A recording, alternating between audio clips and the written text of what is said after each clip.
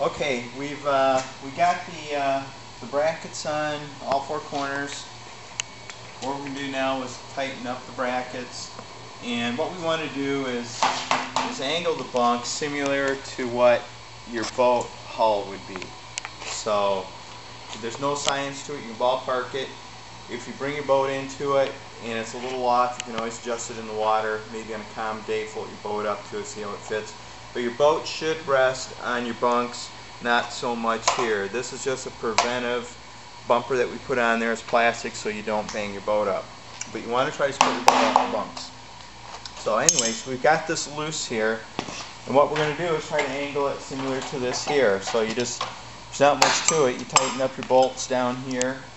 You get it to about where you want it. I would say that's pretty close there. Then you just go ahead and tighten it up. 3/4 inch, that's a 1/2 inch bolt. Do that to both sides and you're good to go, unless you need to adjust it later. So that's about all there is to the bunks, not real complicated.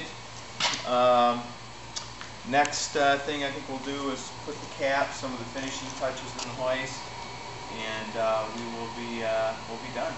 Okay, we're just going to put the finishing touches on the boat lift. We got some plastic caps. I've got some 2-inch square caps. They go on the end of the diagonal braces. I've got a 2x4 cap, which goes right there, gets hammered in.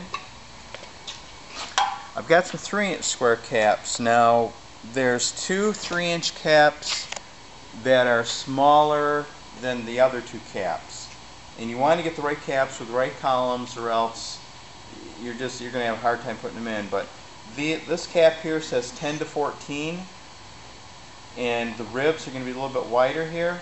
They're going to go on the 2 farthest columns. The 2 farthest columns are a lighter gauge material, so the cap with the ribs that stick out the longest will go on that side. And on the near side, on the winch and on the rear side here, it's a thicker column. So the cap size is, the ribs are closer together on it. So make sure you get the right caps in the right place, or else it's just not going to work for you. The next minor thing, it's pretty minor. There's some plastic covering on these protectors here. You can peel this off if you want to. You don't have to, but it's just a we get it that way. We process it. We don't take it off. We leave it on. And we mark them so you can peel that off. Nice shiny surface there. So other than that, the hoist is ready to go.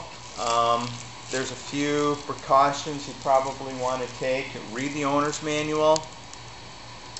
Read the caution stickers on the boat lift.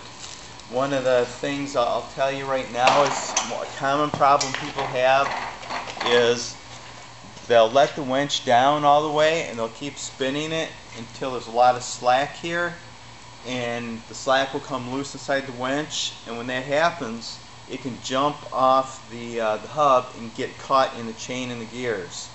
That is a fairly common problem. So, you know, just let the boat down low enough to get off, crank it back up. You don't want little kids playing with this, running it up and down, or else that's what's going to happen to you.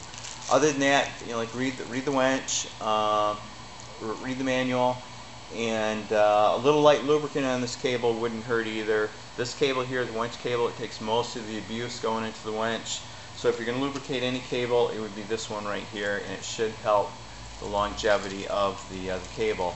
One other note, there's some rollers on the bottom of the winch, and we call these feed rollers. And what those do is, when the cable gets all the way over to one side, it wants to push the cable that way so it doesn't pile up and stack up on this side.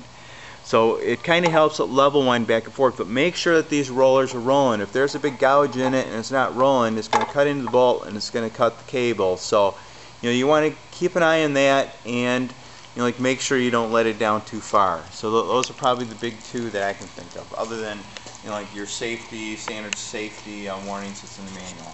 So we are pretty much it. You know, the hoist goes up and down the way it should. Again, again, there's no safety mechanism on it in case the cable breaks. So when a cable breaks, it's going to break. It's going to go down. So you never want to be under it. You never want to put yourself in harm's way. The lift only goes so far. If the lift travels all the way up to this point and somebody keeps cranking, they're going to break something. So you can't just keep running it. There is no automatic on and off switch on it. So you only want to go so high with it. So again, it's not for kids. You know, if you're going to have your son or daughter use it, you're going to want to show them the do's and don'ts and be cautious with it. It's a piece of machinery. It's not a toy.